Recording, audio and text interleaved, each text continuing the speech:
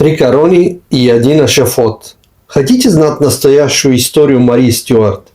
Тогда за мной.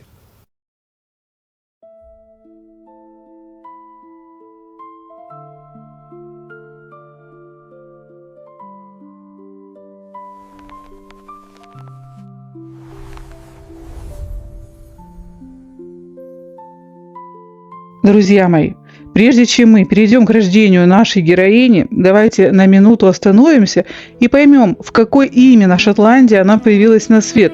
Потому что это было не просто рождение ребенка, это было рождение в момент, когда целое королевство стояло у края пропасти и буквально затаило дыхание.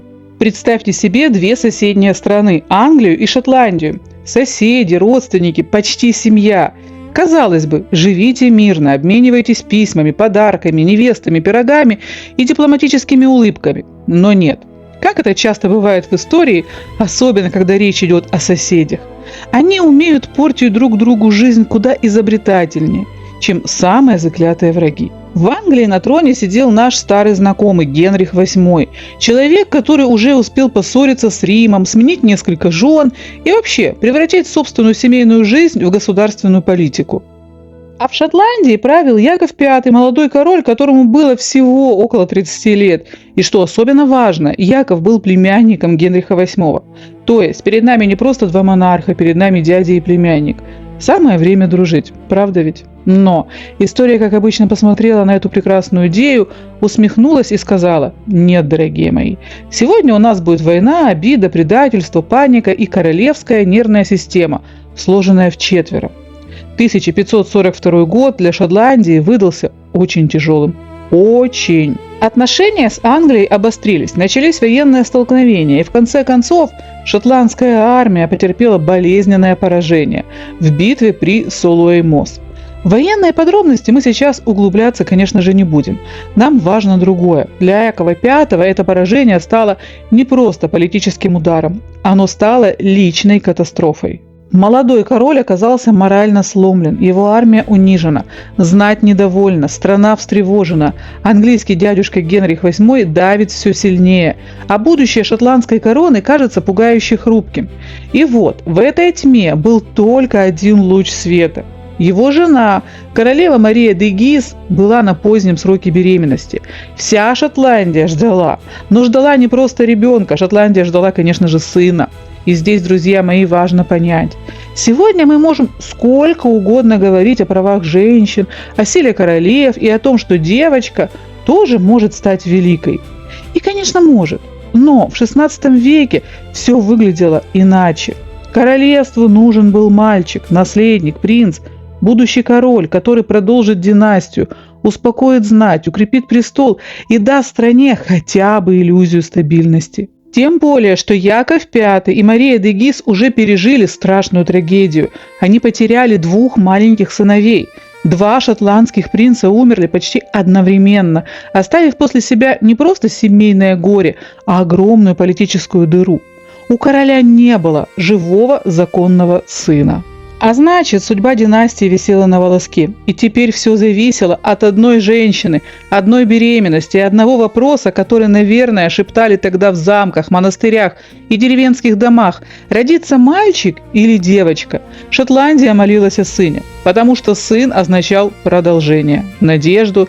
И сын означал, что после смерти Якова V страна не останется с младенцем-девочкой на руках, вокруг которой мгновенно начнут кружить регенты, кланы, французские послы, английские интриганы и все те прекрасные люди, которые обычно появляются там, где пахнет слабой властью. А сам Яков в это время был уже в тяжелом состоянии. Нет, он не был смертельно ранен на поле боя. Он не лежал с мечом в груди, красиво прощаясь с миром под звуки волынки. Все было куда страшнее и тише. Он просто сломался. Сегодня мы бы сказали: тяжелейшее нервное потрясение, депрессия, полный эмоциональный крах после военного поражения, политического давления и личных потерь. Но в XVI веке таких слов не знали. Тогда говорили проще: король занемог, он лежал, не вставал, не хотел никого видеть, не хотел ни с кем говорить. И пока во дворце угасал молодой король, В другом месте Шотландии его жена готовилась родить ребенка, от которого зависело слишком многое. И вот здесь история сделала то, что она любит больше всего. Она дала Шотландии наследника. Но не того, которого все ждали. 8 декабря 1542 года в мрачных стенах замка Линлитгоу Мария де Гиз разрешилась от бремени. И скажем честно, это был не тот момент, когда весь королевский двор выбежал во двор с криками «Ура! Стабильность спасена!». В общем, девочку назвали Марией в честь матери и в честь Девы Марии. Умирающему Якову V, который уже едва различал реальность, принесли весть о рождении дочери. Говорят, он лишь горько усмехнулся и произнес свою знаменитую фразу «Наша династия пришла с девкой и уйдет». Драматично? Да. Мрачно? Безусловно. Немного неблагодарно по отношению к новорожденной дочери. Еще как. Потому что, дорогой Яков, скажите спасибо, что она вообще пришла. А не лежите тут и не умничайте. А что касается «с девкой уйдет», это мы еще посмотрим, Ваше Величество. Но Яков V не ошибся лишь в одном. Его время действительно ушло. Ровно через 6 дней после появления на свет дочери он умер. Так Шотландия осталась без взрослого короля, без сильной руки на троне, без наследника мальчика и без спокойного будущего. Страна, измученная войной, внутренними распрями и давлением Англии, получила новую правительницу. Ей было 6 дней. Она еще не умела держать голову, но уже держала на себе судьбу целого королевства. Вот так и появилась на свет Мария. Мария Стюарт, если быть точнее. Друзья мои, а теперь давайте разжуем эту историю так, чтобы даже голуби на карнизе и рыбки в аквариуме поняли весь абсурд происходящего. Итак, представьте себе, в Шотландии королева. Звучит гордо, правда? На деле же эта королева крошечный сверток, который даже погремушку в руках удержать не способен. Да и были ли у нее вообще погремушки – большой вопрос. В общем, королева с соской. Разумеется, сама она править не может. Для этого существует регент, взрослый дяденька, который будет рулить страной, пока дитя не подрастет. И, друзья мои, вы удивитесь, но регентом назначили вовсе не ее мать, не Марию де Гиз. Почему? А потому что она француженка, чужая, ей не доверяют. Казалось бы, кому, как не родной матери, заботиться о дочери и стране. Но нет, шотландские лорды рассудили иначе. Регентом стал некий граф Аран из клана Гамильтонов. Не буду вас сильно впутывать в эти политические дебри, просто запомните. Королева есть, регент есть, мать пока не удел. А теперь следите за руками. На сцену опять выходит наш Генрих VIII. Он смотрит на Шотландию, как на сочный кусок пирога. И он понимает, воевать дорого и скучно. Зачем тратить порох, если можно жениться? Не самому, хотя Генрих это очень любил, а выдать Марию за своего маленького сына Эдуарда. Представьте его план. Они женятся, 2 страны объединяются под властью Англии, и все, дело в шляпе. Итак, представьте теперь эту хронику продажи младенца. Марии 1 месяц, то есть январь 1543 года. Генрих VIII выпускает из своих тюрем шотландских лордов. Но не по доброте душевной. Он говорит им: «Я вас отпускаю, а вы едете домой и убеждаете всех, что ваша малышка-королева должна стать женой моего сына». Это был прямой подкуп. Март 1543 года Марии всего лишь 3 месяца. В Шотландии начинаются торги. И вот тут регент Гамильтон совсем согласен, он сдает свои позиции и соглашается выдать замуж королеву за сына Генриха VIII. Мария де Гиз в ужасе, но ее голос пока это просто шепот в урагане. А дальше больше. 1 июля 1543 года Гринвич, пока наша маленькая Мария, которой всего 7 месяцев, лежит в Шотландии в люльке и улыбается собственному пальцу, в Англии взрослые дяди в тяжелых бархатных одеждах ставят свои подписи под Гринвичским договором. К чему же обязывал этот договор Шотландию? Давайте разложим по полочкам. Во-первых, Мария Стюарт обязана выйти замуж за сына Генриха VIII, принца Эдуарда. На тот момент невесте 7 месяцев, а жениху 5 лет. Во-вторых, Шотландия обязана беречь Марию как зеницу ока до ее 10-летия. Ровно в 10 лет девочка должна была собрать все свои игрушки, попрощаться с мамой и навсегда уехать в Англию. В-третьих, чтобы шотландцы ничего не перепутали, в Эдинбурге должны были поселиться английские лорды с женами, официально для компании, а на деле, чтобы следить за каждым шагом маленькой королевы.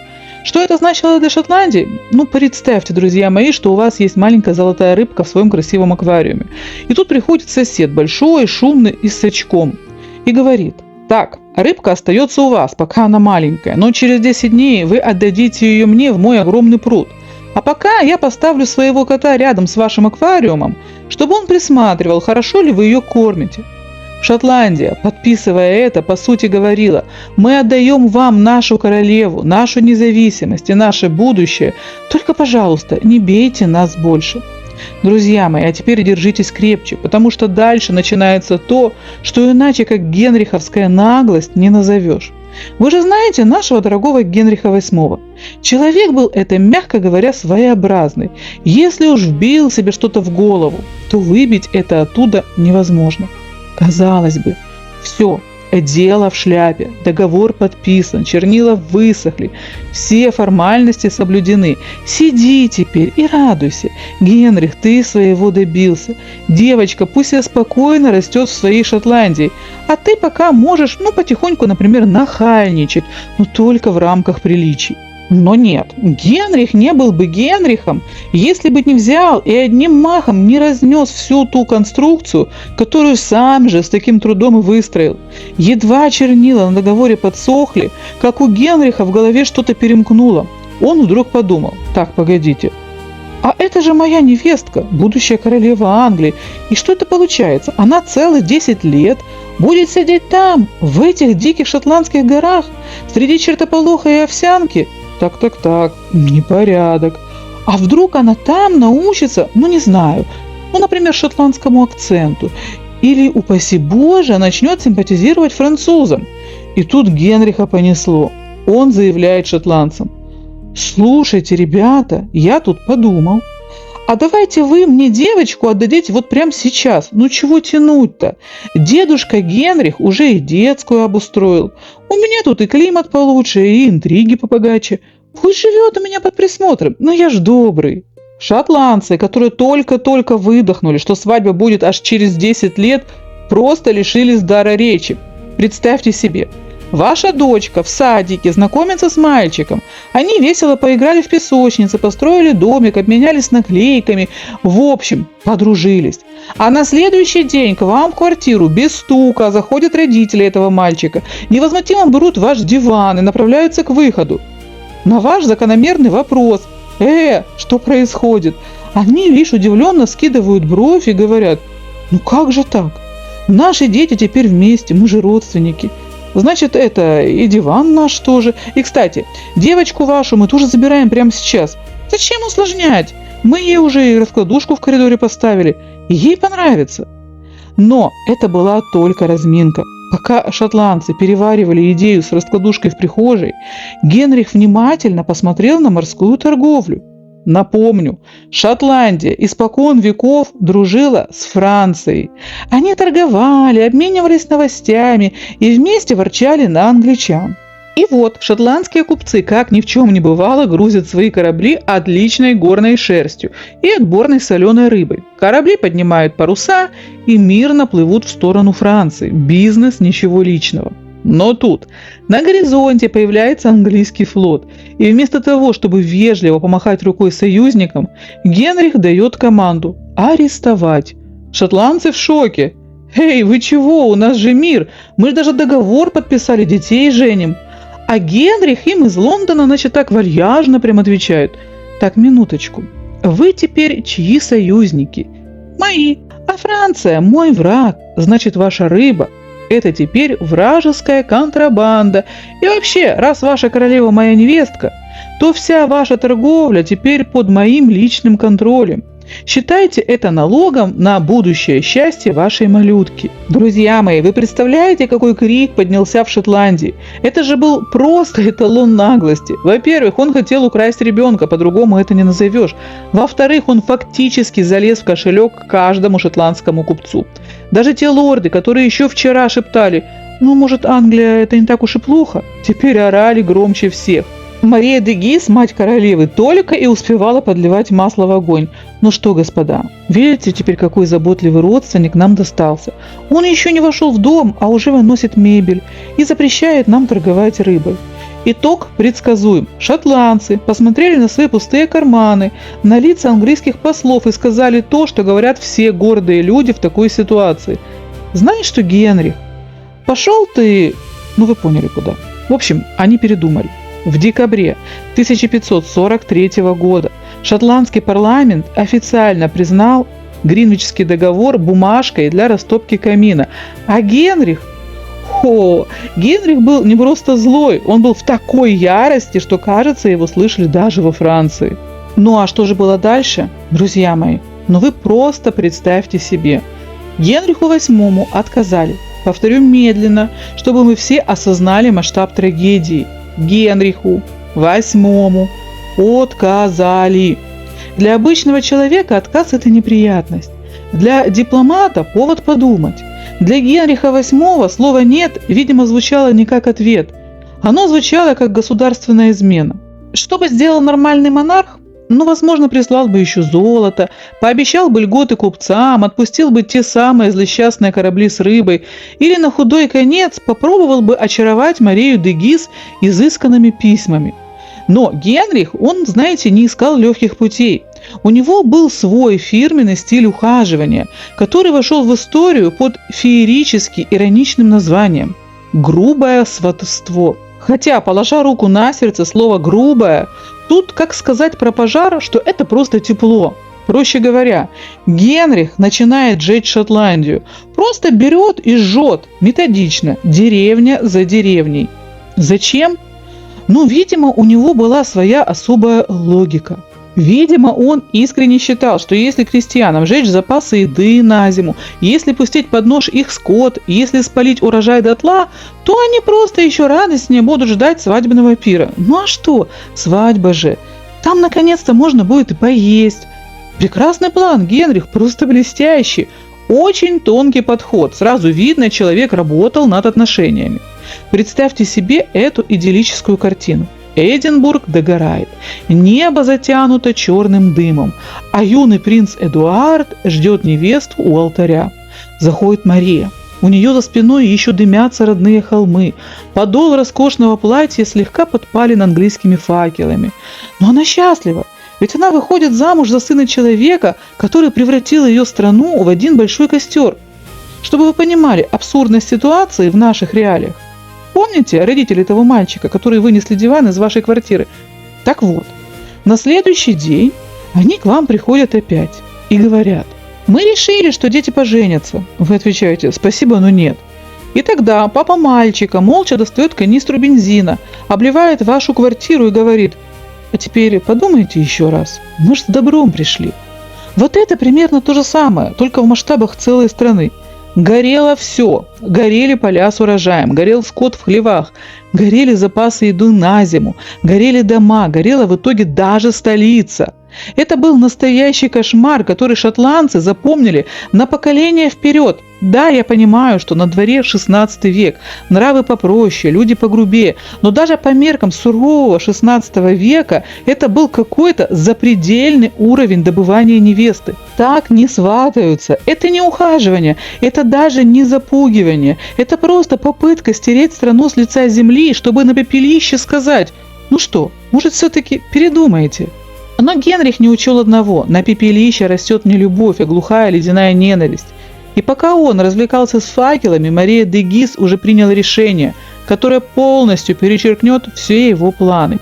Друзья, давайте теперь отставим в сторону канистры с бензином Генриха VIII и переключим внимание на ту, кто вела эту шахматную партию с грацией и стальной волей, на Марию де Гиз. Мария де Гиз не сразу стала регентом Шотландии. Формально власть тогда находилась в руках других людей, но у нее было то, чего не было у многих мужчин вокруг нее: холодная голова, железная выдержка и материнское понимание одной простой вещи.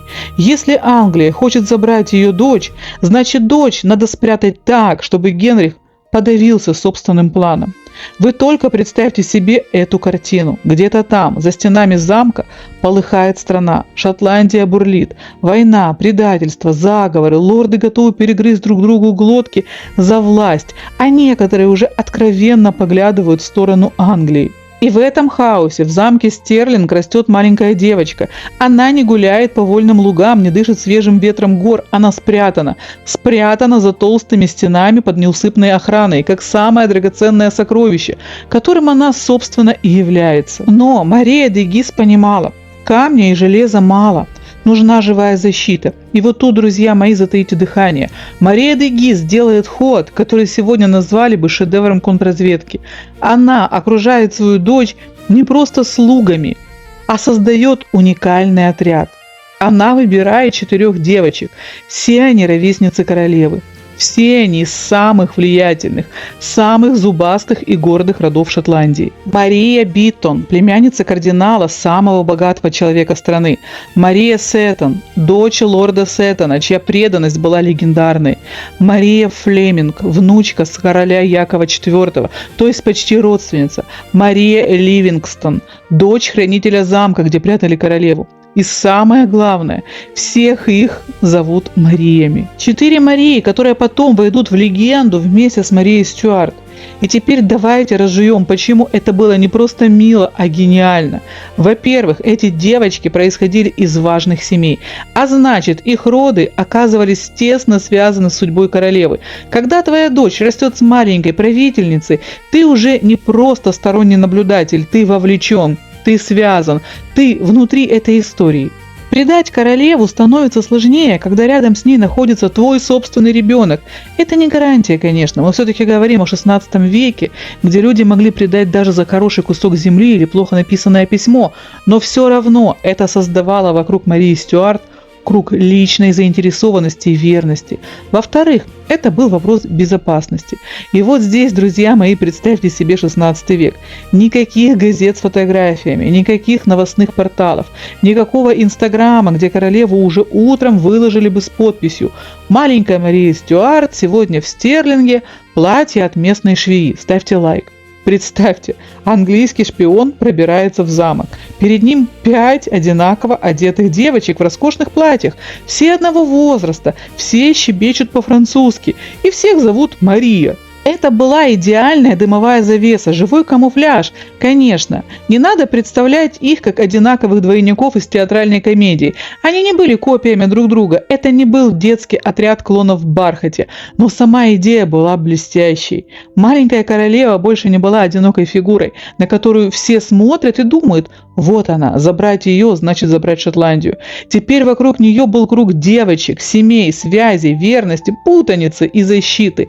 Это была не просто детская кампания, это была политическая крепость в человеческом виде. И что особенно трогательно, придумать такое могла только мать, потому что политики вокруг Марии Стюарт видели в ней корону. Генрих VIII видел в ней будущую невестку и ключ к Шотландии. Шотландские лорды видели в ней власть, регенство, влияние, должности, земли и возможность красиво поссориться с соседом. А Мария де Гиз видела девочку, свою дочь, младенца, которого надо было сохранить в мире, где ее уже пытались превратить в договор, трофей, невесту, символ и повод для войны. И вот поэтому рядом с Марией появляются 4 Марии, 4 подруги, 4 знатные семьи, 4 живые нити, которыми мать пыталась привязать к дочери верность Шотландии. Пока Генрих пытался добиться брака огнем, Мария де Гиз отвечала не факелом, а умом.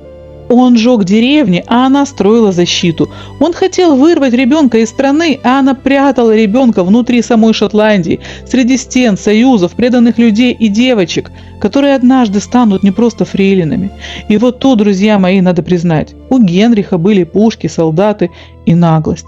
А у Марии де Гиз была дочь. И ради этой дочери она начала играть так, что даже самые опытные мужчины вокруг должны были бы снять шляпы и тихо сказать: «Мадам, это было сильно». Друзья мои, я не буду сейчас тратить ваше время и в деталях пересказывать, как Генрих VIII нарезал круги вокруг Шотландии со своей пресловутой канистрой бензина, требуя немедленной любви и свадьбы. Все это было. И пепелище вместо деревень, и бесконечные игры в прятки, когда Мария де Гиз, как опытный гроссмейстер, переставляла фигурку своей дочери и ее верных 4 Марий из одного холодного замка в другой, пытаясь выиграть хотя бы неделю тишины. Но в 1548 году воздух в Шотландии стал слишком горячим даже для толстых каменных стен. Мария де Гиз понимала, лимит удачи исчерпан. Английские войска после сокрушительной победы при Пенки уже дышали в затылок, и чтобы спасти жизнь своего ребенка, она решилась на самую болезненную сделку в своей жизни – отдать королеву французам. Так на свет появился Хаддингтонский договор, документ, написанный чернилами на бумаге, но оплаченный слезами матери. Сценарий был достоин лучших политических триллеров. Шотландия официально обещала выдать свою маленькую королеву замуж за наследника французского престола, а взамен Франция выставляла против Англии свои лучшие пушки, полки и золотые запасы. Это был честный и суровый обмен будущего Шотландии на ее выживание здесь и сейчас. Августовским днем того же года у подножия неприступного замка Дамбартон, где скалы встречаются с бушующим морем, качались на волнах французские галеры. 5 маленьких девочек, наша неразлучная банда Мари, взошли на борт. Мария де Гиз осталась на берегу. Она стояла там, под пронизывающим холодным ветром, глядя вслед удаляющимся парусам, и знала, что ради короны своей дочери она только что пожертвовала самой возможностью видеть, как та растет. И пока Генрих VIII в ярости всматривался в горизонт на юге, маленькая Мария Стюарт под свист соленого ветра и грохот океанских волн уплывала в полную неизвестность. Она покидала родину и направлялась туда, где вместо запаха гари ее ждал аромат лилий, шелк платьев и изысканные поклоны самого блестящего двора Европы. Шотландское детство закончилось, не успев начаться, а впереди был Париж и встреча с женщиной, которая станет ее главным кошмаром – Екатериной Медичи. Друзья мои, давайте сейчас сделаем важную вещь. Оставим Марию де Гиз на берегу, но не просто оставим, а зафиксируем этот момент в памяти. Запомните эту женщину, потому что она настоящий политик. Она глыба, она скала. Возможно, она не родилась для того, чтобы править, но когда жизнь швырнула ей под ноги разоренную войной страну, предателей лордов и безумного Генриха у границ, она просто все взяла в свои руки и справилась. Она, француженка в чужой земле, мать, защищая свое дитя. И вот сейчас представьте себе этот момент. Она готова проститься с дочерью, готова отпустить свою маленькую Марию в далекую, чужую для Марии Францию. Все ради того, чтобы сохранить для нее шотландский трон. Она пойдет на все. Она настоящая мать. Она настоящая львица. Просто запомните это, потому что нам еще очень пригодится этот образ. Вот так действует настоящий правитель. Вот так выглядит сталь под шелком. А теперь выдохнули и отправляемся вслед за малышкой Марией Стюарт. Но прежде чем мы ступим на французскую землю, давайте сразу, прямо здесь и сейчас, снимем розовые очки, отложим в сторону сахарную вату, французскую карамель и всю эту глазурь, которой обычно покрывают портрет юной королевы. История, которая ждет нас впереди, кому-то покажется неудобной, кому-то несправедливой. Но она потребует от нас честности, без прикрас, без сладкой лжи. Ведь мы привыкли видеть Марию Стюарт королевой 3 корон. Звучит величественно, не правда ли? Но давайте зададим себе простой и жестокий вопрос. А что такое король? Что такое правитель? Мы только что увидели это на примере Марии де Гиз. И в будущем увидим еще на примере одной женщины, о которой речь впереди. А увидим ли мы это на примере самой Марии Стюарт?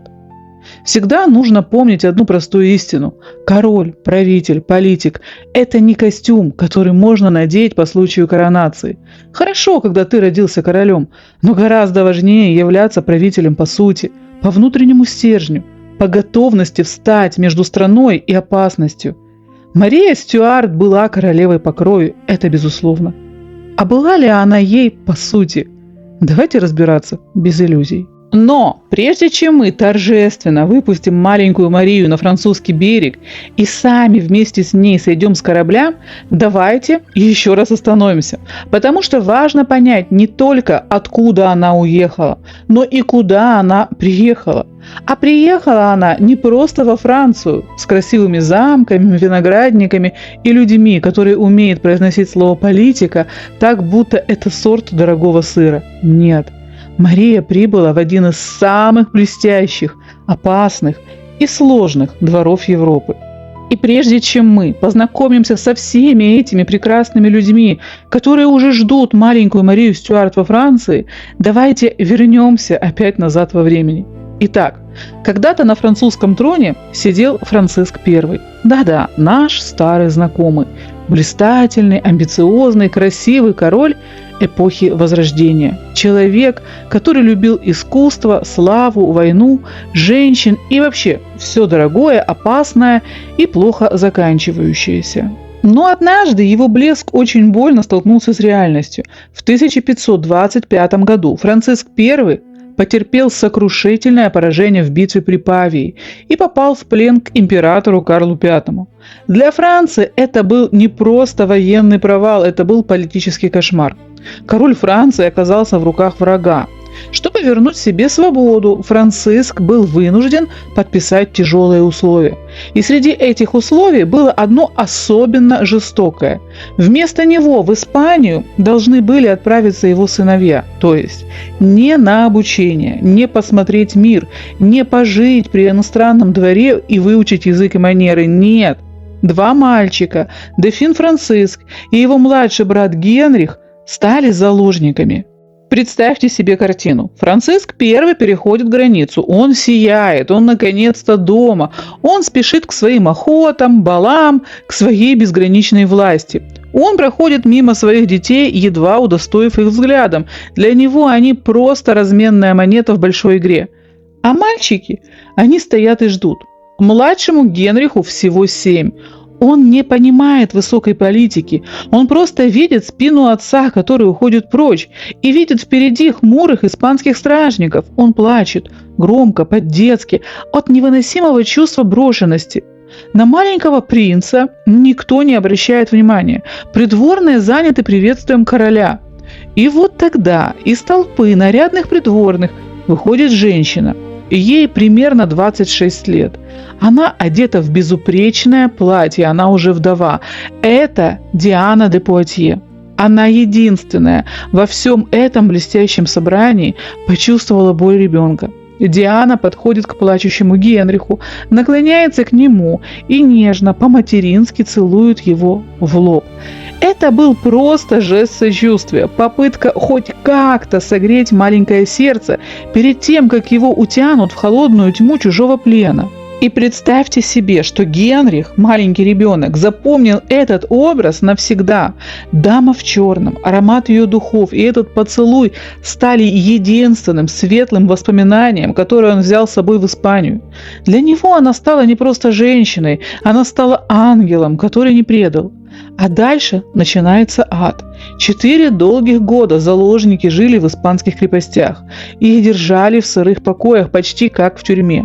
Им запрещали говорить на родном французском. Их окружали чужие люди и чужие стены. И именно там Генрих превратился в того самого замкнутого, угрюмого и молчаливого человека, которым он останется на всю жизнь. Он разучился доверять миру. Но все эти 1460 дней в его памяти горел один единственный маяк – облик женщины, которая поцеловала его на границе. А потом их отпустили. И вот тут он снова видит ее, Диану. Она все так же прекрасна, все так же величественна. Для 11-летнего Генриха она единственная константа в этом мире предательства. С этого момента его сердце заперто на ключ, и ключ этот находится в руках Дианы де Пуатье. Итак, представьте себе эту идиллию. Нашему Генриху всего 11-12. Это все еще тот самый замкнутый ребенок, который только-только сменил испанские тюремные стены на блеск французских бальных зал. А рядом с ним блистательная Диана де Пуатье, которой 31. Взрослая, мудрая женщина берет под опеку нескладного подростка. Ну, казалось бы, Что тут такого? Обычная история. Учительница и ученик. Диана начинает лепить из этого угрюмого мальчика настоящего принца. Учит его правильно держать спину, обучает изысканному этикету и наставляет в танцах. И, конечно, прививает тот самый высокий культ рыцарства с честью, верностью прекрасной даме и служением идеалам. В тот момент это выглядело максимально невинно. Взрослая, уважаемая дама просто делает доброе дело, окультуривает диковатого сына короля. Никаких скандалов, никаких косых взглядов, просто педагогика в чистом виде. В общем, все в рамках приличий. Мальчик преданно смотрит на свою наставницу, а наставница с легкой улыбкой поправляет ему воротник. Но милота же, правда? Но время идет. И пока Диана учит Генриха делать идеальный реверанс и верить в рыцарские идеалы, его отец, король Франциск, решает, что пора переходить к серьезным играм. Мальчик подрос, манеры подтянул, значит, пора его выгодно пристроить. Франциск понимает, пора искать невесту. И вот тут, друзья мои, мы ставим жирную точку с запятой. Потому что в этот самый момент на другом конце Европы, во Флоренции, одна очень умная и очень купеческая семья уже собирает чемоданы. Давным-давно, в те времена, когда слово «фамилия» еще не означало генеалогическое древо с вековыми традициями, а просто объясняло, чем человек зарабатывает на хлеб, во Флоренции жила-была одна семья. И вот чем они конкретно занимались на заре своей истории, тут слухи ходили разные. Но самая устойчивая легенда гласит, делали они всякие микстуры, снадобья, порошки от кашля и прочие лекарственные штуки. Аптекарствовали, одним словом. Отсюда и пошло их родовое прозвище – Медичи. От латинского «medicus» – врач, медицина, врачевание. Вот, собственно, и вся этимология. Казалось бы, благороднейшее занятие – лечить людей. Но где-то к 13-14 векам эти ребята смекнули простую, но гениальную вещь. Лекарства и микстуры – это прекрасно, душеспасительно и богоугодно. Но банки – это гораздо лучше. Гораздо-гораздо лучше. И вот Медичи переключаются с аптечных весов на весы финансовые. Ростовщичество, торговля, международные операции. Они строят банковскую империю. Да такую, что к 15 веку становится главным кошельком всей Европы. У них занимали деньги короли. У них держал сбережения Папа Римский. А их отделения, как сказали бы сейчас, открылись от Рима до Лондона. Из скромных аптекарей они превратились финансовый конгломерат эпохи Возрождения. Согласитесь, неплохой карьерный рост. А дальше больше. Разбогатев, Медичи поняли, что одних денег мало, нужна власть. И они начали прокладывать себе путь на политический Олимп Флоренции. Козимо Старший, Лоренцо Великолепный – эти имена уже звучат как титулы, хотя формально они были лишь банкирами. Фактически же они управляли целым городом-государством, попутно спонсируя Микеланджело, Боттичелли и Леонардо да Винчи. Друзья мои, давайте вернемся в 1519 год. Именно тогда в этой семье врачевателей капиталов родилась девочка, которую назвали Екатерина. Казалось бы, где эта флорентийка и где французская корона?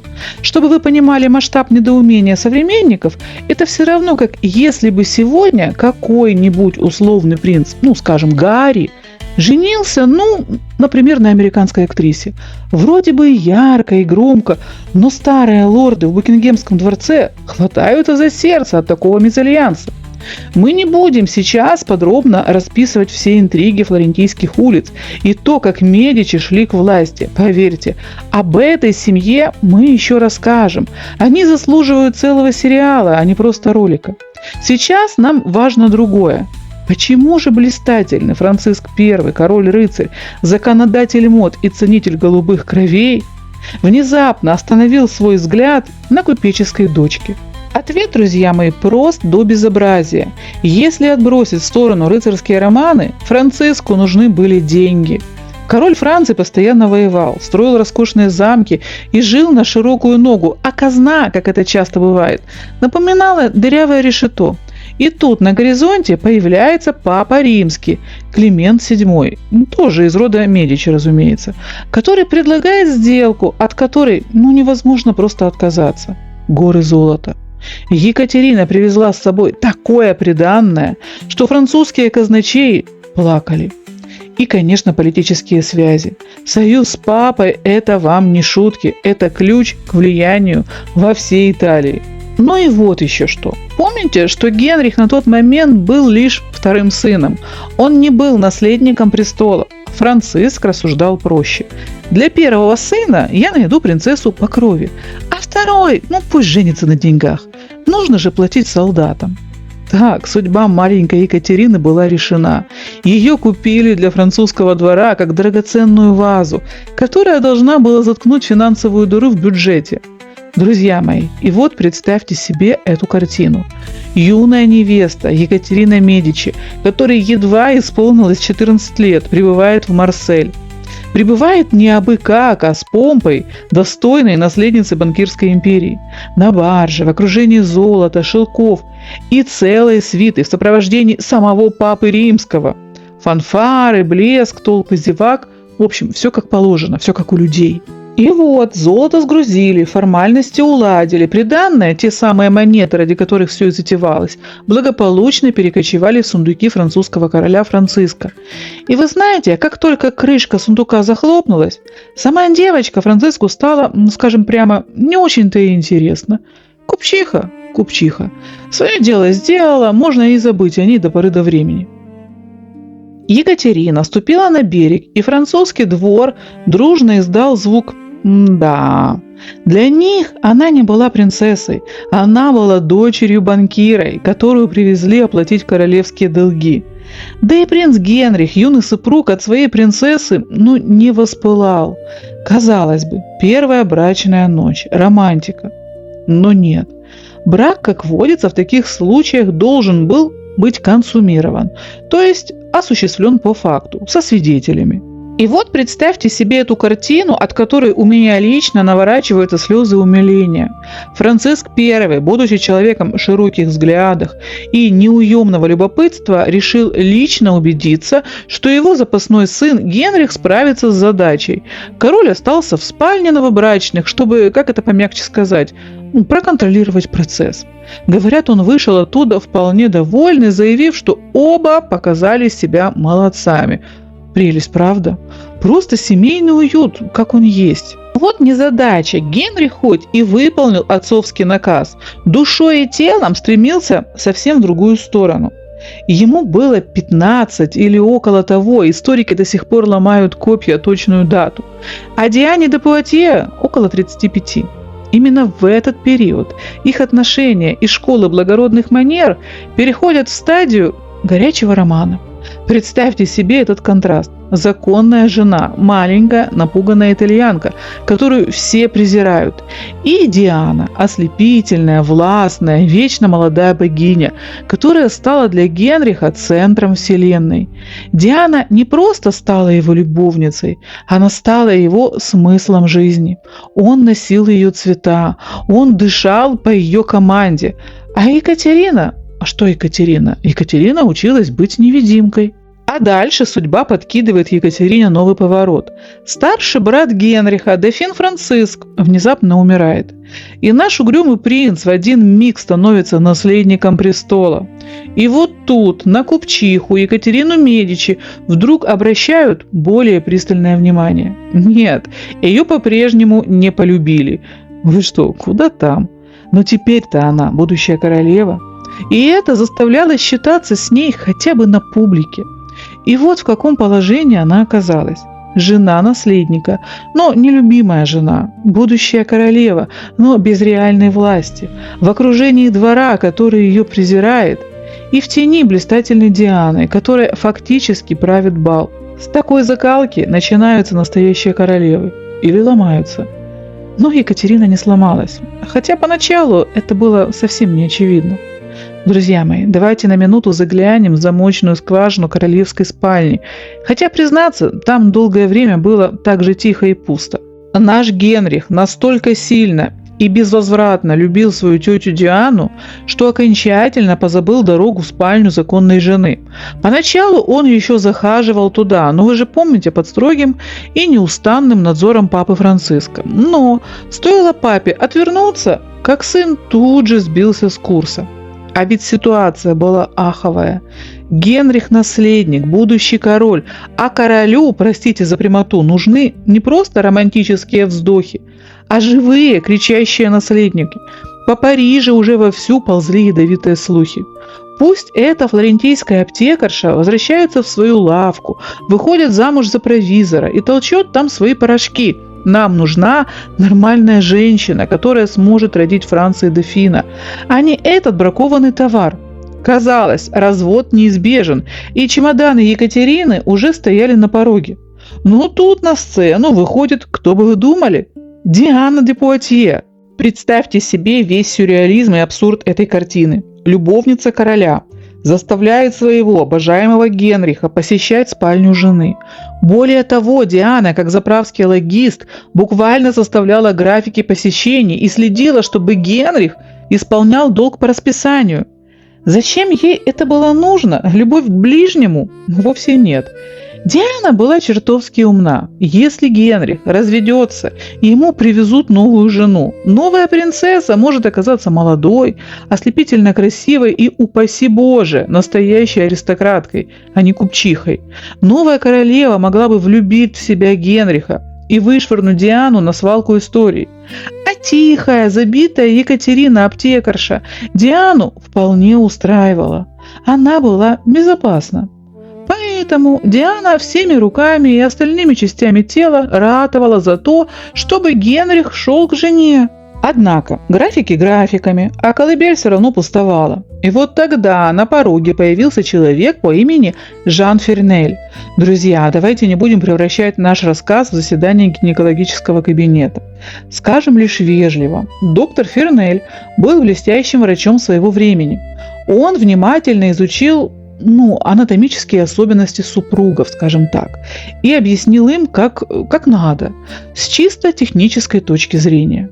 И, о чудо, метод доктора сработал лучше любых алхимических зелий. Екатерина начала рожать так исправно, будто решила лично восполнить все население Франции. Когда в марте 1547 года старый король Франциск I отправился на встречу с предками, он уходил со спокойной душой. У пары уже было 2 детей, маленький Франциск и Елизавета. Диана де Пуатье могла спать спокойно. Наследники есть. Ее статус главной женщины при новом короле незыблем. И она даже начала самоотверженно помогать воспитывать детей своего любовника. А Екатерина? А что Екатерина? Любить ее, конечно, никто не бросился. Но она получила главное – время. Она рожала детей, кивала Диане, благодарила ее за советы и ждала. Она знала, короли не вечны, а те, кто умеет ждать в тени, в итоге получают все. Итак, на дворе 1548 год. Давайте посмотрим, кто же заправляет в этом уютном французском доме. Номер 1. Диана де Пуатье, теневой регент, официально любовница, фактически королева. Ей на тот момент уже почти 50 лет. В то время, как Генриху и Екатерине всего по 29. Она ослепительна, она пьет воду с золотом, принимает послов и, что самое важное, полностью контролирует мозг и сердце короля. Номер 2.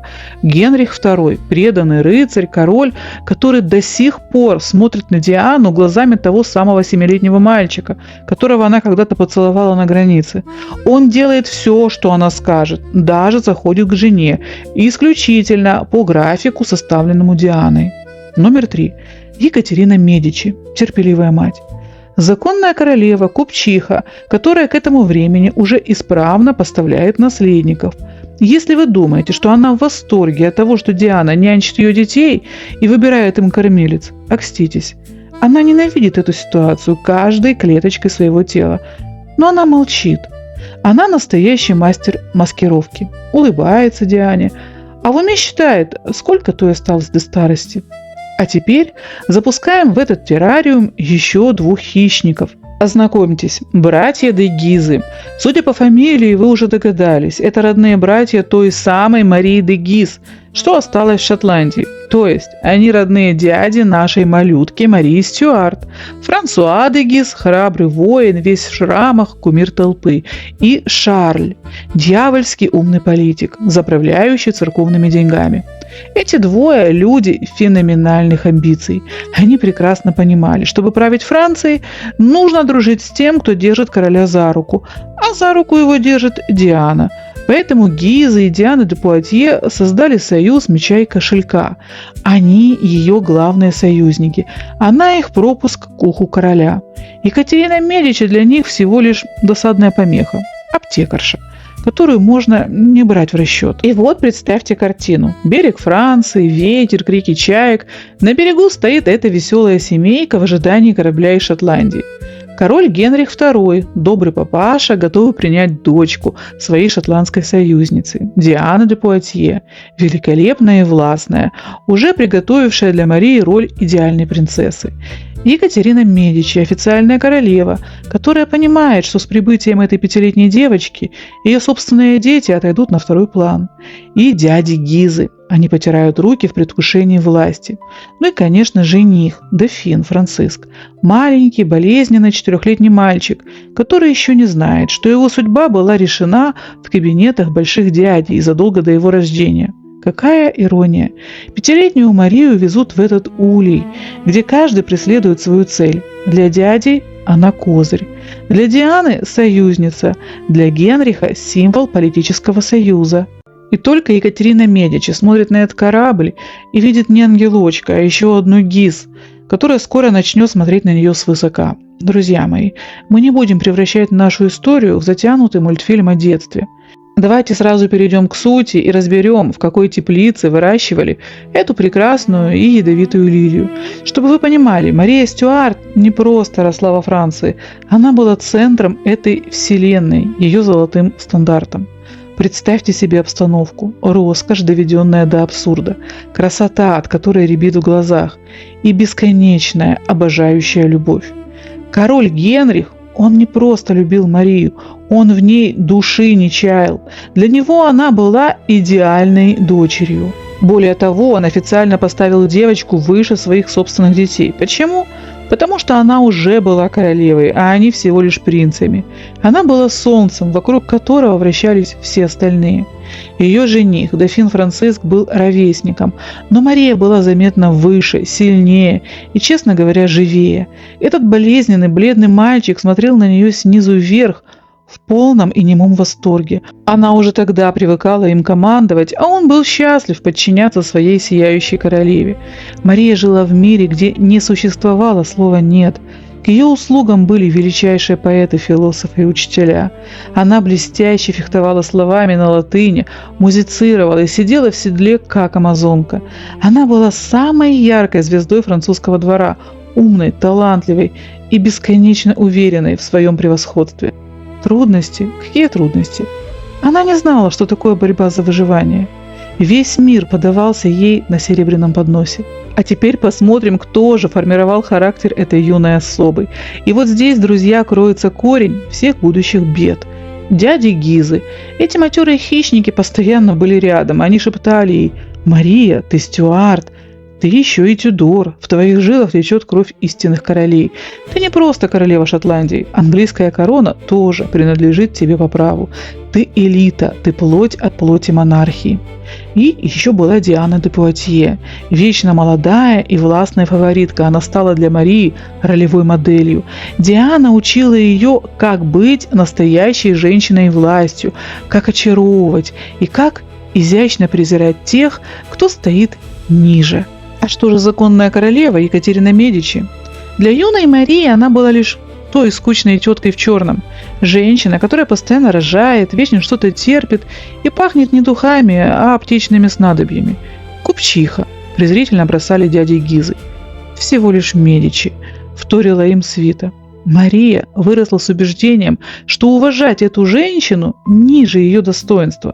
Вот так и жила наша Мария в мире, где есть обожающий отец-король, блистательная наставница-любовница и могущественные дяди-продюсеры.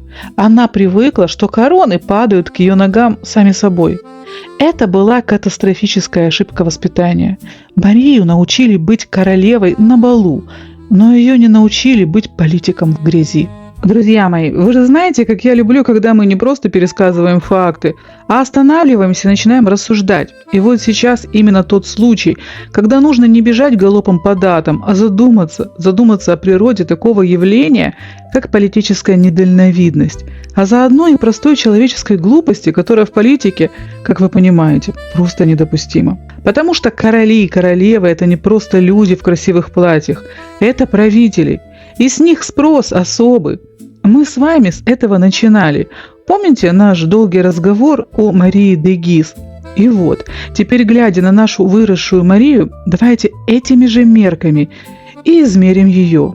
Итак, представьте себе картину. Мария Стюарт 15. Она выросла при самом блестящем дворе Европы. Она ослепительно красива, высокая, статная, с золотистыми волосами и безупречной кожей. Она образована, остроумна, музыкальна. Она всеобщая любимица, и она прекрасно знает себе цену. Ей с детства внушили: ты королева. Не просто девочка из хорошей семьи, а настоящая, всамделочная королева Шотландии. Более того, ты еще и имеешь право на английскую корону. И надо сказать, она в это искренне верит. Но пока корона где-то там за туманом, она занята здесь и сейчас. Чем же? Балами, нарядами, охотой, стихами, сплетнями, интригами.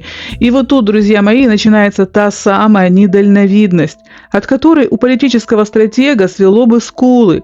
Давайте посмотрим на ситуацию трезво и без розовых очков, которые мы с вами договорились снять еще на Шотландском берегу. Мария королева. Да.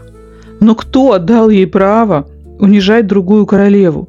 Я, конечно же, говорю о Екатерине Медичи, которая на минуточку не просто какая-то там итальянка, а жена правящего короля, мать ее собственного жениха и будущая королева-мать Франции.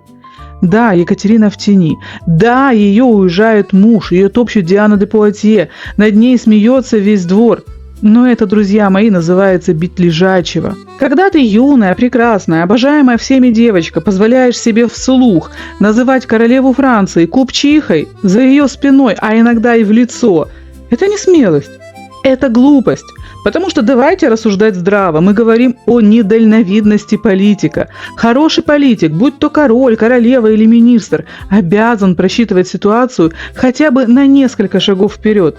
Это не я придумала, это азы. А теперь смотрим на доску. Диана де Пуатье, какой бы всесильной она ни была, она старше короля на 20 лет. Ей на тот момент уже под 60, и она не молодеет. Рано или поздно, не дай бог, конечно, как говорится, но ее влияние закончится естественным образом. Далее, сам король Генрих. Он, конечно, сильный мужчина, но он участвует в турнирах, воюет. И вообще, 16 век – это не курорт. Случиться может всякое. И, наконец, жених Марии, маленький Франциск. Он, скажем прямо, здоровьем совсем-совсем не блещет. Хилый, болезненный мальчик, который на здоровяка не тянет от слова, как мы уже говорили, совсем. И вот теперь, внимание, вопрос для настоящего политика. Что произойдет, если вдруг, не дай бог, с Генрихом и Франциском что-то случится? Кто станет у руля Франции? Та самая купчиха, которую ты сегодня публично унижаешь. И она, поверьте, умеет ждать. И уж точно, очень хорошо умеет мстить. Юной Марии эту простую цепочку просчитать было не дано. Она живет одним днем, днем своей красоты и своего триумфа. Она может при всех съязвить в адрес Екатерины, опустить шпильку, назвать ее выскочкой. Это кому-то может показаться милым. Ах, девочка такая непосредственная, такая острая на язычок. Но лично я смотрю на это со стороны и вижу не непосредственность. Я вижу, простите, отсутствие элементарного политического чутья и отсутствие простого человеческого уважения. Да, я понимаю, ей всего 15. Но вы знаете, мы с вами видели и более юных правителей, которые уже вели сложную дипломатию. В конце концов, ее этому учили. Лучшие умы Европы вкладывали в нее науки. Но, видимо, уроки политической стратегии она пропустила ради уроков танцев.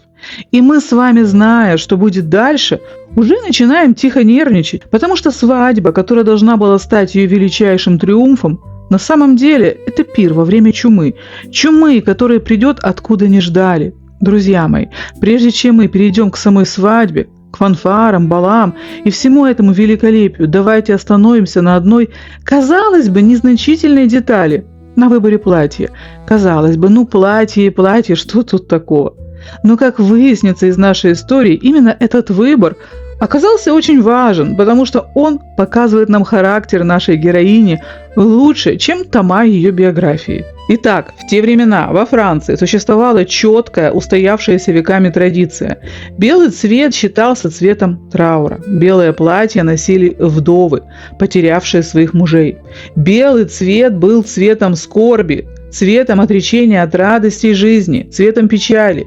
Поэтому свадебное платье в белом цвете – это был бы просто немыслимый скандальный выбор. И вот, зная эти традиции, наша юная королева Шотландии Мария Стюарт делает свой выбор. Она хочет надеть на свадьбу белое платье. Просто представьте себе эту картину в пересчете на наши дни. Открываются двери собора. Входит невеста. И на ней черное траурное платье. Черная вдовья вуаль до пола. И она улыбается. Так вот, в XVI веке это выглядело точно так же.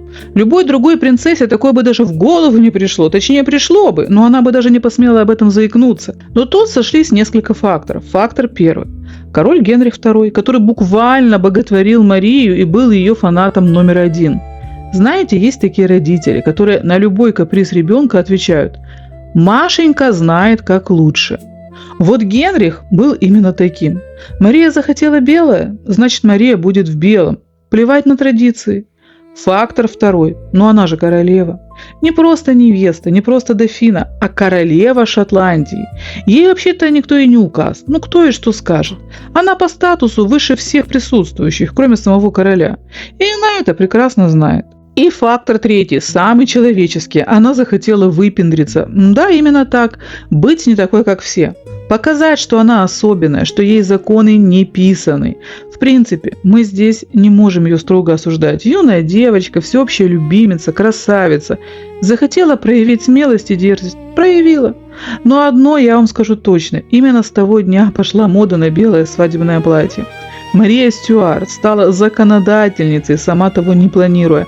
Многие невесты потом захотят быть как Мария и наденут белое. До викторианской эпохи, когда белое платье окончательно закрепится как свадебный канон, еще далеко. Но первый камень в эту традицию заложила именно она. Конечно, нашлись и те, кто ее осудил, и одной из тех, кто смотрел на это с плохо скрываемым неодобрением, была Екатерина Медичи. Но кто она такая в конце-то концов? Торговка, купчиха, которая вообще ничего не понимает в высокой моде и королевском вкусе. Мы с вами это уже и так знаем. Итак, зафиксируем. Наша невеста впервые в истории Франции идет под венец в траурном белом платье. Казалось бы, что тут такого? Просто красивый каприз. Но согласитесь, зная все, что случится дальше, этот выбор платья начинает играть какими-то совершенно зловещими красками, словно сама судьба шепнула Марии на ухо: «Надень белое, девочка, это твой цвет». И она надела. Друзья мои, а теперь давайте с вами мысленно перенесемся в 24 апреля 1558 года. В этот день состоялась свадьба, которая должна была затмить все, что мир видел до этого. И поверьте, если бы мы тогда с вами оказались там, мы бы просто открыли рты от изумления. Мы, люди из 21 века, привыкшие к смартфонам, искусственному интеллекту, дополнительной реальности, полетам в космос, стояли бы там в парижской толпе совершенно обескураженные. А лично я пришла бы туда еще и с 2 бидонами, потому что в этот день из фонтана в Париже лилось самое настоящее отборное французское вино, совершенно бесплатно. Но давайте обо всем по порядку. Представьте себе эту картину. Город превратился в одну огромную декорацию. Повсюду висели флаги, гремели трубы. У входа в собор Нотр-Дам построили специально открытый помост, чтобы весь Париж мог видеть это чудо. И чудо явилось. Мария. Ей 15 лет. Она 180 сантиметров ростом, сияющая в том самом скандальном белом платье.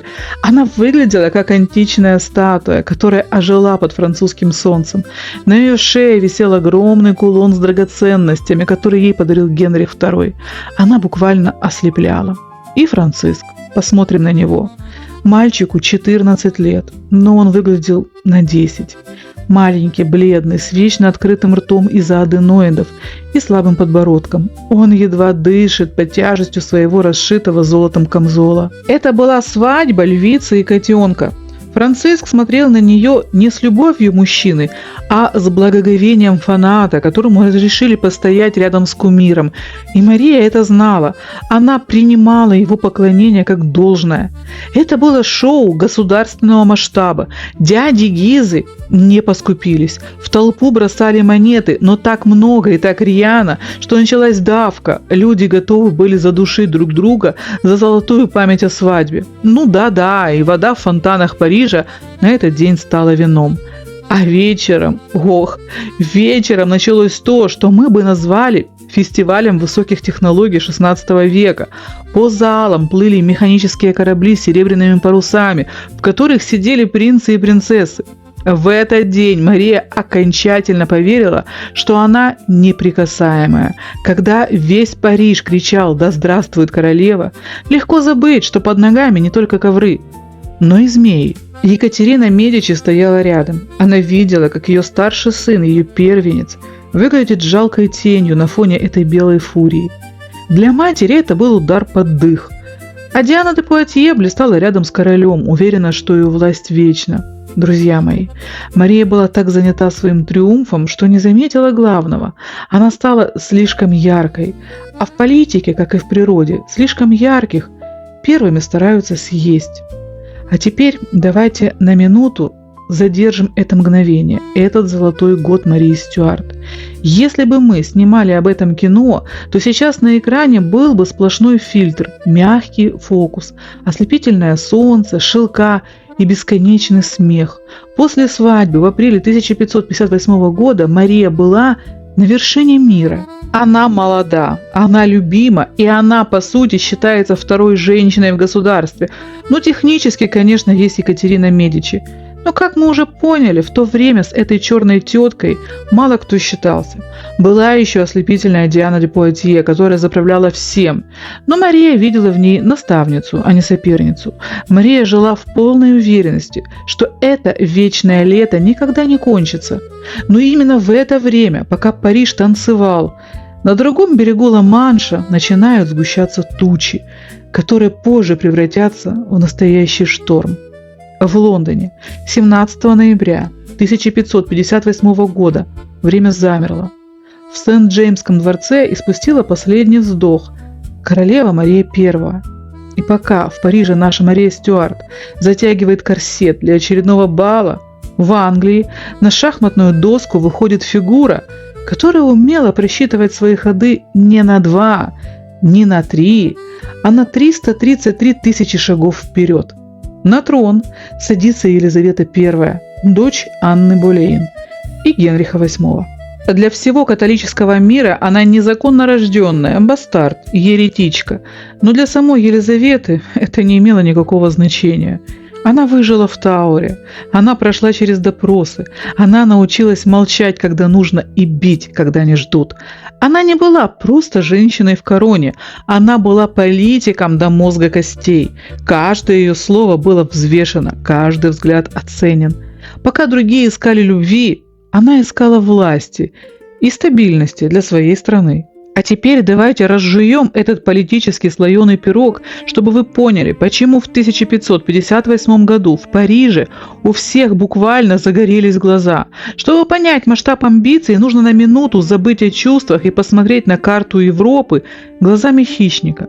Пока на английском троне сидела Мария I, кровавая Мэри, все было понятно.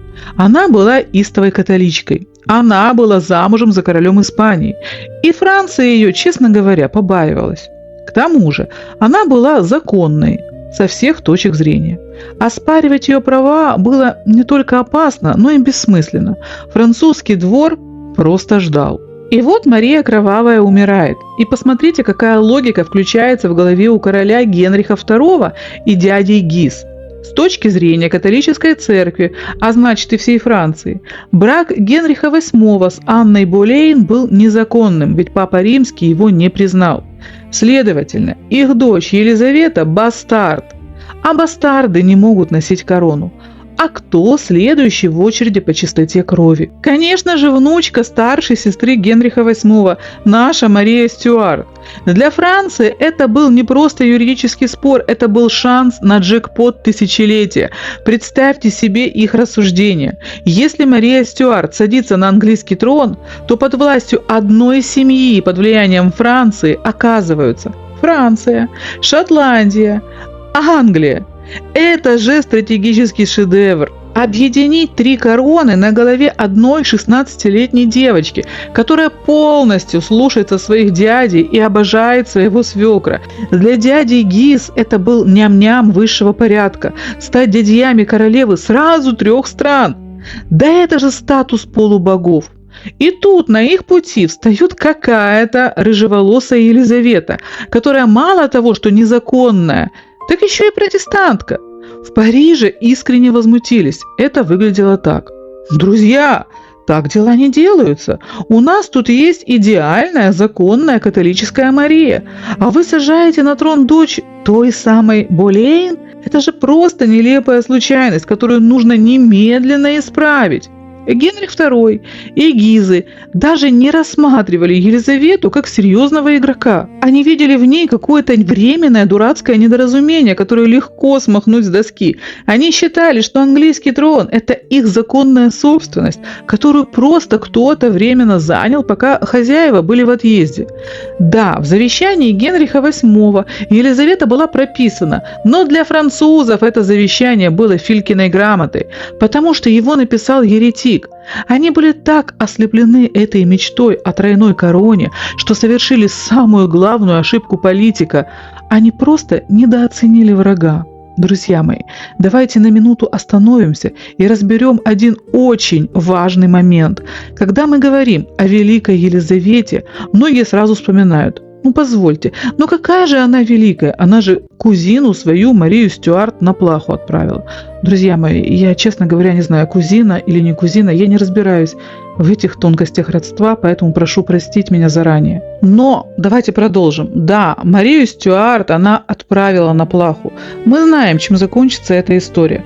Но прежде чем осуждать рыжую бестию из Лондона, давайте на секунду снимем короны и представим себя в обычной житейской ситуации.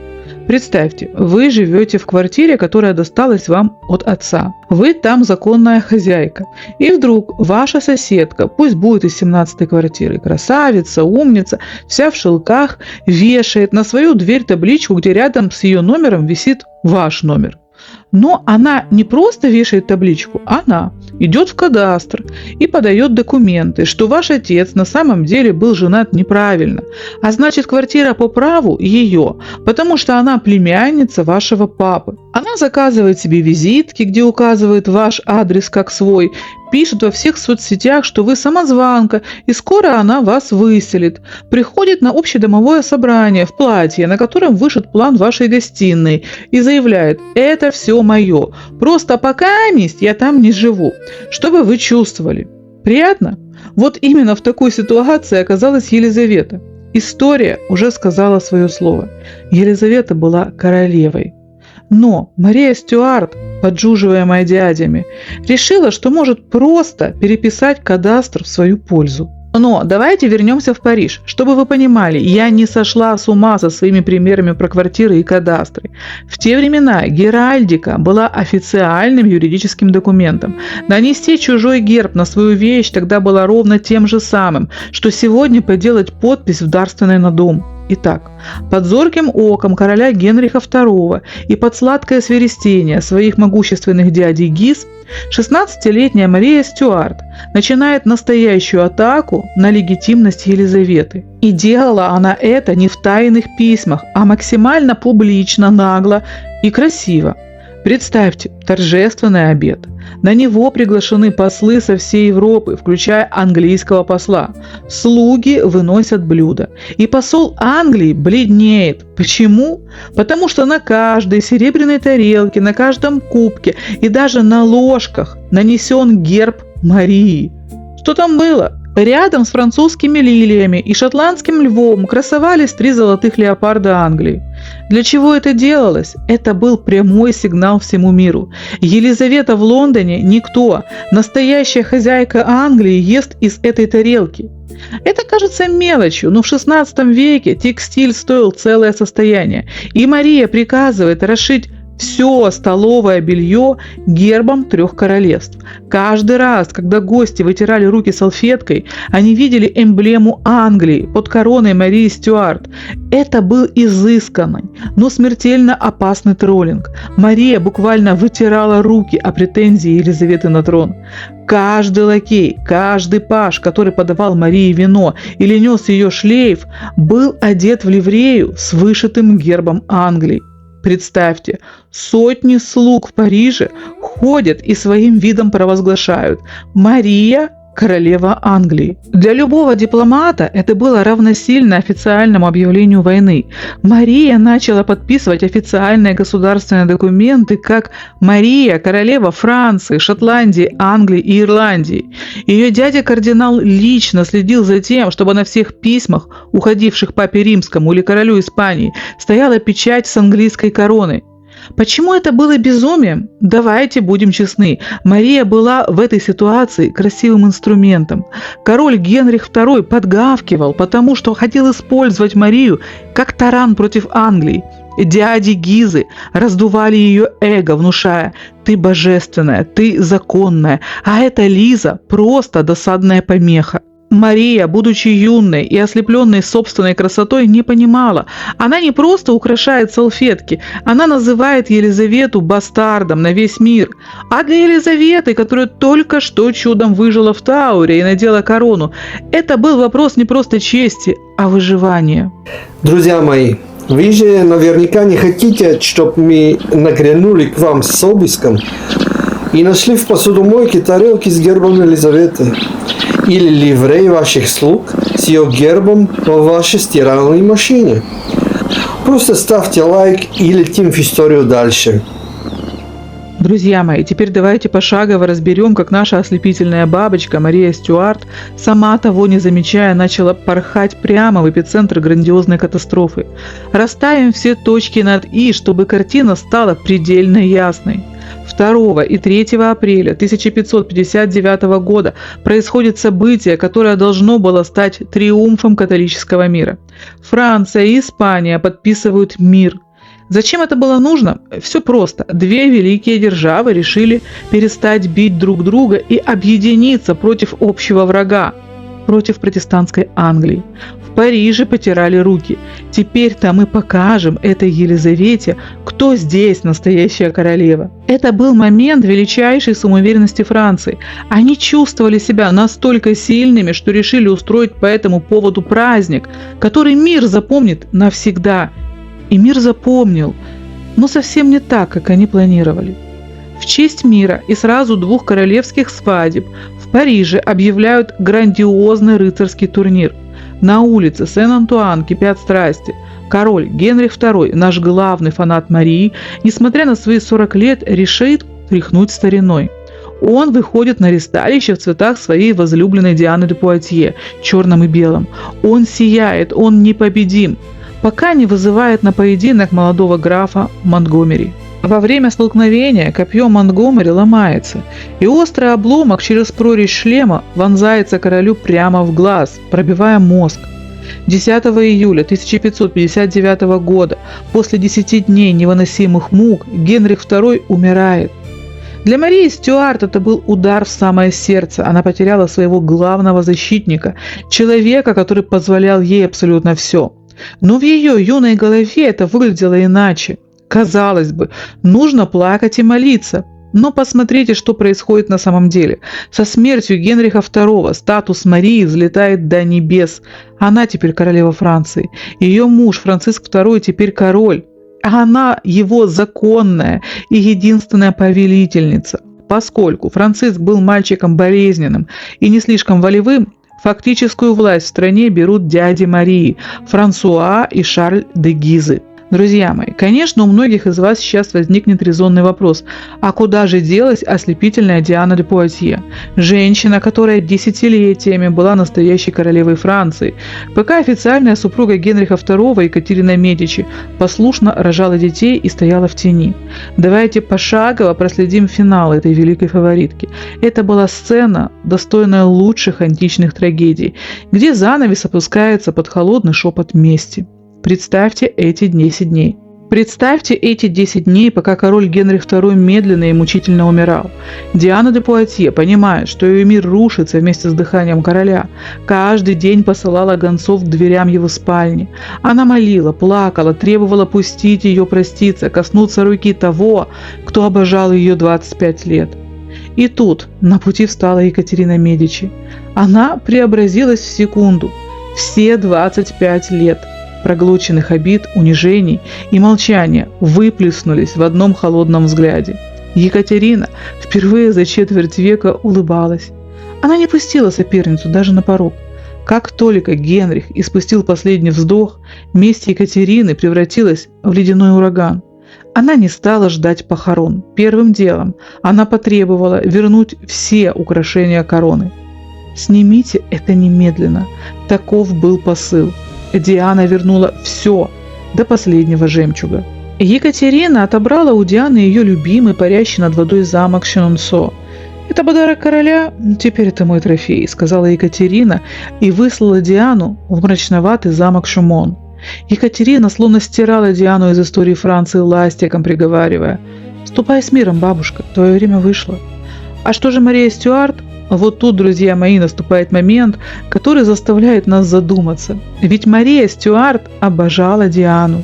Именно Диана растила ее, учила манерам, помогала подбирать платье и внушала, что она самая прекрасная девочка в мире. Для Марии Диана была ближе и понятнее, чем ее собственная мать, или уж тем более холодная свекровь. Но Мария не заступилась. Почему? Мария была слишком занята тем, что на ее голову только что опустилась корона Франции. Ее дядя Гизы быстро сообразили, что Диана – это отработанный материал, и ссориться с Екатериной Медичи в первые же дни правления из-за фаворитки покойного короля – очень плохая стратегия. Все мысли Марии были заняты английским престолом и собственным величием. Благодетельница была просто забыта. Мария посмотрела, как Диану выставляют из дворца, вздохнула и пошла примерять новую порцию английских гербов. Факт остается фактом. Бабочка Мария оказалась удивительно равнодушной к судьбе той, кто сделал ее королевой стиля. Диана де Пуатье уехала в свое поместье Ане. Для тех времен ее возраст 60 лет был не просто почтенным, это была библейская старость. Но, друзья мои, она и здесь всех обхитрила. Диана до последнего дня сохранила свою легендарную красоту и острый ум.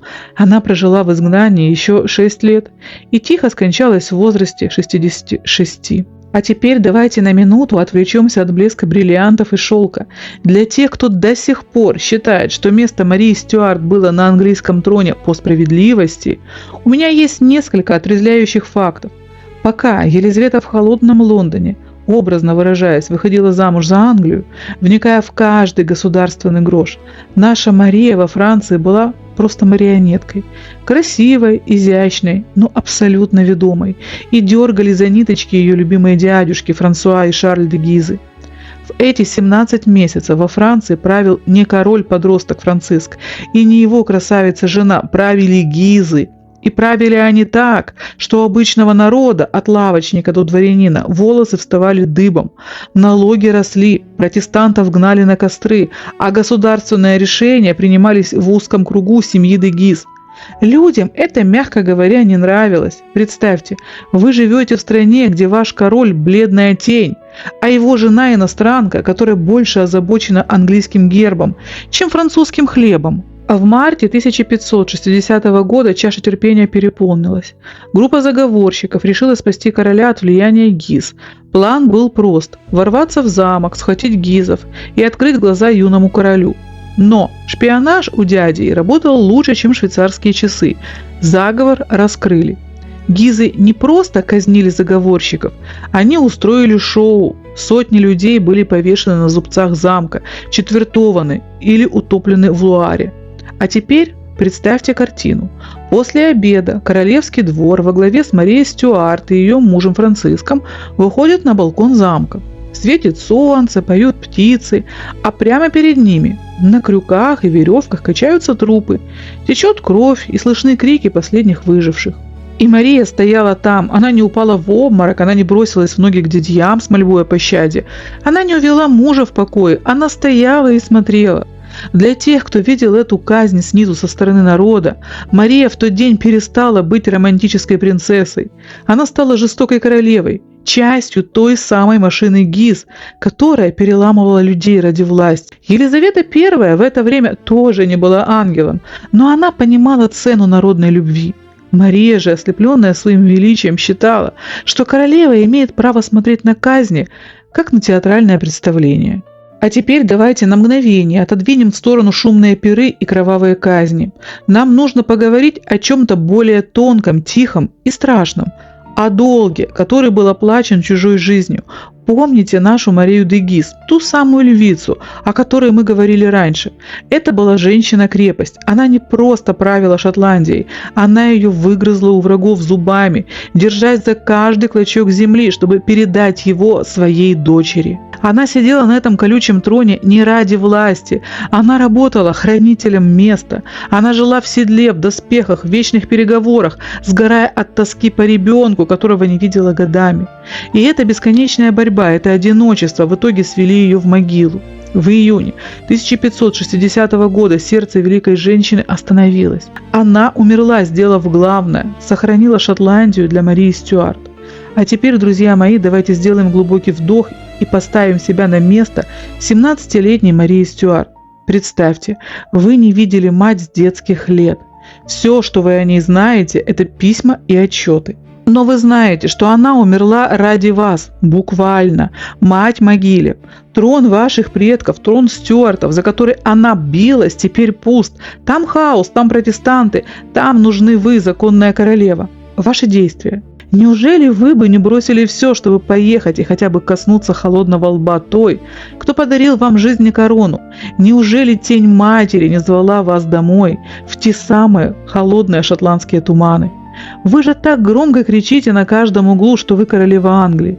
Но Англия – это мечта на салфетке, а Шотландия – это реальность, политая кровью вашей матери. И вот тут мы снова сталкиваемся с той самой иронией, от которой веет холодом. Что сделала Мария Стюарт? Она осталась в Париже.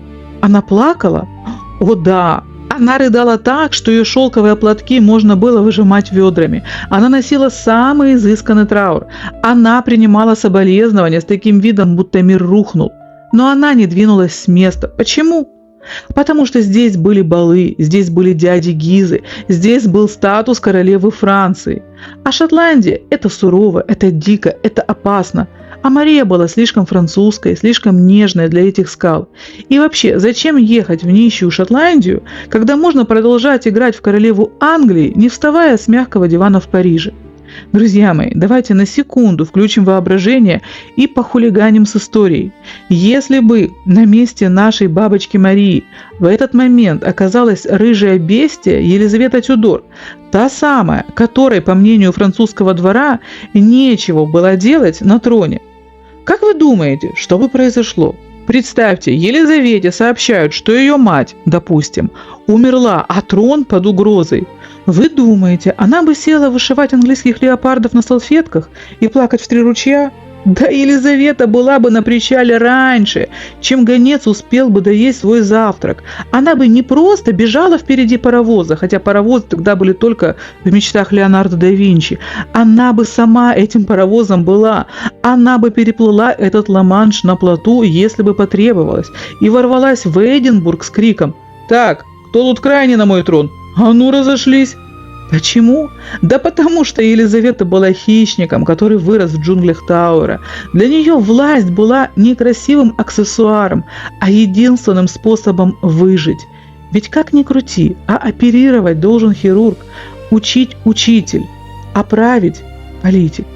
Мария Стюарт была великолепным декоративным элементом. Она могла украсить любой трон, любой бал и любую геральдическую тарелку. Но как только дело дошло до настоящей хирургии власти, она просто побоялась крови. Шотландия была слишком немытой, слишком грубой, слишком настоящей для этой изысканной фарфоровой куклы. Елизавета же была политиком по праву рождения и по зову крови. Она понимала, чтобы сохранить корону, иногда нужно сменить шелковое платье на походный плащ и залезть в самую гущу событий. Вот поэтому я и говорю, править должен политик. А бабочка на троне – это очень красиво, но, к сожалению, очень и очень недолго. А что же было дальше? Приготовьтесь. Представьте, июнь 1560 года. Мария де Гис, та самая железная леди, которая держала Шотландию в кулаке ради дочери, умирает. Все, буфер исчез. Что делает Елизавета в Лондоне? Она действует не как ее папаша Генрих, который просто сжигал все на своем пути. Елизавета – мудрый игрок. Она понимает, зачем тратить порох, когда можно тратить золото. Она начинает потихоньку подкармливать шотландских лордов. И те, глядя на пустую казну Францию и полные сундуки Англии, начинают думать, а не так уж плоха эта Лиза. Тем временем французские солдаты, которые все это время охраняли трон Марии в Шотландии, находятся, как бы это помягче сказать, в глубочайшем кризисе. Они заперты в крепостях. Помощи от Франции почему-то нет, потому что там и своих проблем выше крыши. И главное, они голодают. Друзья мои, они реально доедали собственных лошадей. Для этих вояк Мария Стюарт была где-то там, в далеком и сытом Париже, а злые шотландцы и английский флот были прямо здесь. Им было плевать на геральдику, им хотелось просто выжить и вернуться домой. В итоге, в июле 1560 года французы, шотландцы и англичане садятся за стол прямо там, в Эдинбурге, и подписывают договор. Суть проста. Французы забирают свои манатки и сваливают домой. Взамен Елизавета обещает их не топить по дороге. Но был один пункт, который касался лично Марии в Париже. Она должна была официально признать Елизавету королевой Англии и убрать леопардов со своих тарелок. Этот договор привозят в Париж, его должны ратифицировать король Франции и королева Мария. Франциск, бледный мальчик, в этот момент, скорее всего, думал только об одном – как бы поскорее лечь в постель. А Мария? А Мария включает, конечно же, гордость. «Как это?» – говорит она. «Мои дяди Гизы сказали, что я королева всего мира, а дяди, между прочим, врать не будут. Почему это я должна признавать какую-то дурацкую Елизавету? Не буду я ничего подписывать». Вот так. И вот тут наступает момент абсолютной политической глупости. Мария не подписывает бумагу, считая, что она тем самым сохраняет лицо и свои права на Англию. А армия все равно уходит. Де-факто все уже было решено на месте. Солдаты погрузились в корабли и уплыли. Получилась ситуация из разряда «назло маме отморожу уши». Результат для Марии. Она осталась в Париже королевой Англии на бумаге, но потеряла реальную власть в Шотландии. У нее там больше нет ни одного солдата. И вот результат для Елизаветы. Она получила все, что хотела. Французов нет, лорды куплены. А то, что Мария не подписывает договор, так это даже лучше. Теперь Елизавета может официально называть ее агрессором или мятежницей. Ну что, друзья мои, вы понимаете, в каком состоянии Мария Стюарт подошла к самому страшному дню в своей французской жизни? К какому дню? Слушайте. Франциск II появился на свет 19 января 1544 года. Сын Генриха II и Екатерины Медичи был долгожданным наследником. Но с самого первого вздоха стало понятно – природа на этом ребенке решила отдохнуть. Пока его отец гнул подковы и скакал на турнирах, маленький Франциск боролся за право просто дышать. И вот когда этому хрупкому 4-летнему ребенку привезли невесту из Шотландии, 5-летнюю Марию Стюарт, его мир изменился. Мария высокая, яркая, громкая, пышущая здоровьем богиня. Она была как шторм, который ворвался в тихую и душную детскую. А Франциск, маленький, бледный, застенчивый, он влюбился в нее мгновенно. Для него Мария стала не просто политическим проектом, она стала его личным солнцем. Он смотрел на нее снизу вверх, буквально учитывая ее рост, и видел в ней все то, чего был лишен сам – силу, уверенность и радость к жизни. Когда им исполнилось по 14-15 лет, их поженили.